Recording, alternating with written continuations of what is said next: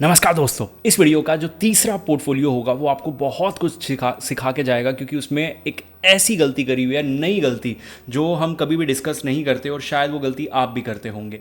ठीक है, और उसके बाद अगर मैं बात करूँ फिफ्थ म्यूचुअल फंड की, तो एक परफेक्ट पोर्टफोलियो होगा जिससे आप सीखने को बहुत कुछ मिल सकता है, लेकिन फर्स्ट पोर्टफोलियो भी कुछ कम नहीं है। तो सबसे पहले फर्स्ट पे फोकस कीजिएगा, फिर थर्ड और फिर फिफ्थ पे। चलिए वीडियो के अंदर चलते हैं विदाउट डीले। यहाँ पे सबसे पहला म्यूचुअल जो पोर्टफोलियो है, इसमें इन्होंने 2 लार्ज कैप रखे हुए हैं, फिर एक नीचे पराग पारिक रख लिया। तो यहाँ पे टोटल 3.1 जो इन्होंने रखा हुआ है वो रखा हुआ है एक तरह से लार्ज कैप के अंदर। उसके बाद टोटल 3 के इन्होंने स्मॉल और 3 ही इन्होंने मिड के अंदर रखा हुआ है। प्रॉब्लम पता है क्या है, ये करने के लिए ना इन्होंने इसमें 3 म्यूचुअल फंड ले लिए, इसमें 2 ले लिए और इसमें 1 ले लिया। तो ये बहुत बड़ी गड़बड़ चीज़ है। दोनों के लिए या तो 2-2 ले लो, बात ख़त्म हो जाएगी, थोड़ा सा बेटर हो जाएगा। अगर 2-2 नहीं ले रहे, ठीक है, तो यहाँ 3 लेने की ज़रूरत नहीं है, इनको नॉर्मली ही 2 कर दो और इनको भी 2 रखो, इसको बेशक 1 रखो। तो इस तरह से 5 या 6 म्यूचुअल फंड में आपका काम चल जाना चाहिए। अमाउंट बहुत ज़्यादा बड़ा नहीं है।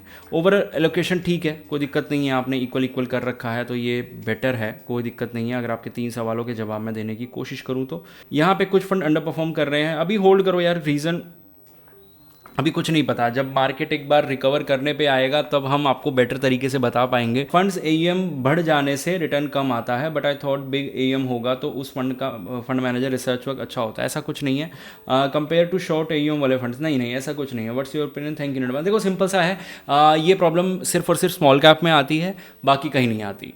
अगर आपको एक सिर्फ जनरल रूल पता करना है, क्योंकि हर फंड अलग तरीके से रेट करता है। निपोन में ये प्रॉब्लम नहीं आई फंड बड़ा होने के बावजूद भी, लेकिन एक्सिस में प्रॉब्लम आई थी। और भी बहुत सारे म्यूचुअल फंड्स हमने पास में देखे हैं जो बड़ा होने की वजह से जिनके अंदर प्रॉब्लम क्रिएट हुई है। तो ये मिथ नहीं है, तो इसमें सच्चाई है कुछ हद तक, लेकिन वो स्मॉल कैप तक मोस्टली सीमित है। मिड कैप और लार्ज कैप में आपको ये चीज़ें सुनने को नहीं मिलेंगी। अब मैंने कहा था थर्ड पोर्टफोलियो के लिए रुकिएगा, तो पहले सेकंड पोर्टफोलियो पराग पारिक फ्लेक्सी इन्वेस्ट को मिडिल लार्ज क्यों लेते हो यार? एक अलग मिड ले लो, एक अलग लार्ज ले लो, इसमें इकट्ठा करके फ़ायदा क्या है? ठीक है, उसके बाद एक अलग मिड ले लिया आपने, एक स्मॉल कैप ले लिया। अब यहाँ पे इन्होंने 4 म्यूचुअल फंड ले लिए, कौन से?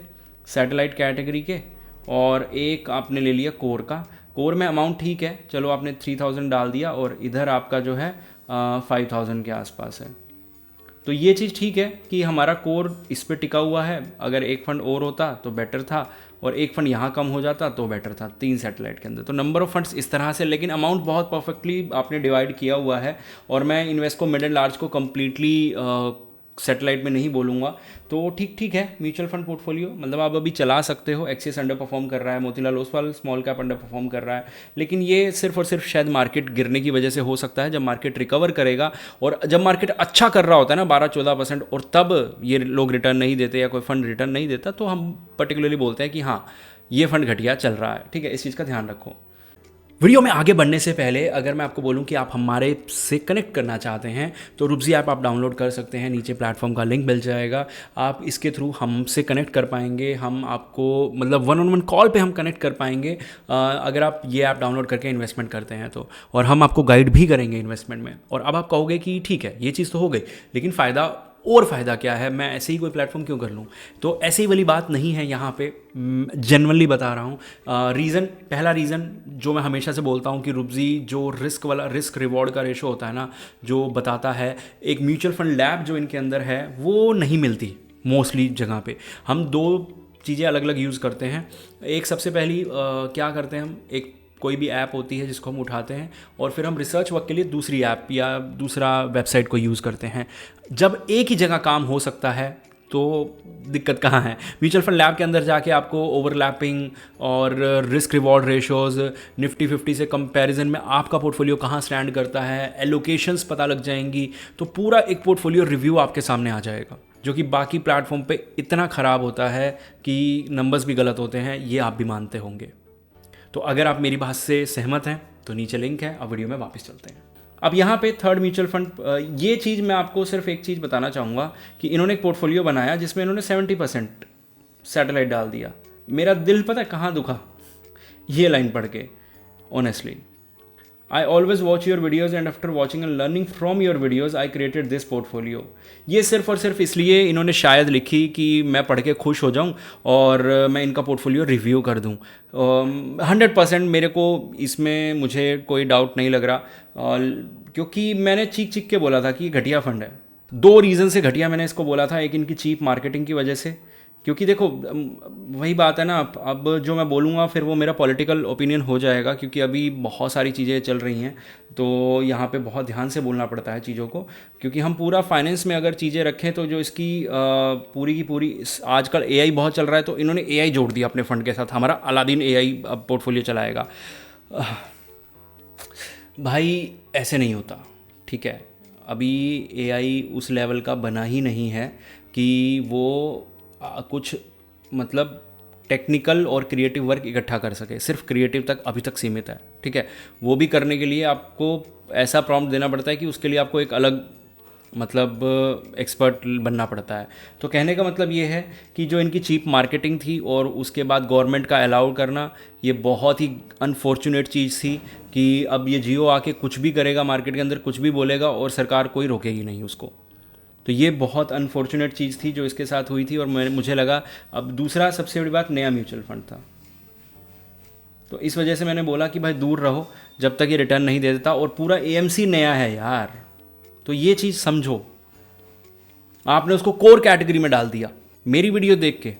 अगर इस तरह की वीडियोस मैं बना रहा हूँ जिससे आपको ये सीखने को मिल रहा है कि 70% सैटेलाइट लेके एक ऐसे फंड को कोर फंड बनाया जा सकता है, तो शायद मैं फेल हो गया, है ना, आपको सिखाने में। लेकिन हाँ, 5th म्यूचुअल फंड की बात करेंगे। लेकिन आगे बढ़ने से पहले, तो वीडियो में आगे बढ़ने से पहले मैं आपको ये चीज़ बताना चाहूँगा कि यहाँ पे जो भी मैं आपको बता रहा हूँ, जो भी रिव्यूज़ मैं कर रहा हूँ, वो सिर्फ एजुकेशनल पर्पज़ के लिए हैं, तो इस चीज़ का ध्यान रखिएगा। अब यहाँ पे अगर मैं बात करूँ, टाटा स्मॉल कैप, बंधन स्मॉल कैप, 2 स्मॉल कैप, एक एनर्जी ले लिया, एक फ्लेक्सी ले लिया, टोटल 3500 रुपये मंथ को जितना ख़राब तरीके से इन्वेस्ट किया जा सकता था वो कर दिया, क्योंकि 2500 तो सीधा सीधा आपने स्मॉल कैप में ही डाल दिया। फिर जो बचा कुछ इन्वेस्ट को फ्लेक्सी और उसमें डाल दिया। देखो, ये पहली बात तो नो टारगेट सिर्फ इन्वेस्टमेंट, ये कभी मुझे अच्छा नहीं लगता। मेरे क्लाइंट्स भी आते हैं तो कम से कम वेल्थ क्रिएशन एक माइंड में रहती है, तो एटलीस्ट उतना रखो और अभी जॉब करने पे ध्यान दो, ठीक है। ये 3500 रुपये से कुछ नहीं बनने वाला, मैं ऑनेस्टली बोल रहा हूँ, बुरा लगेगा।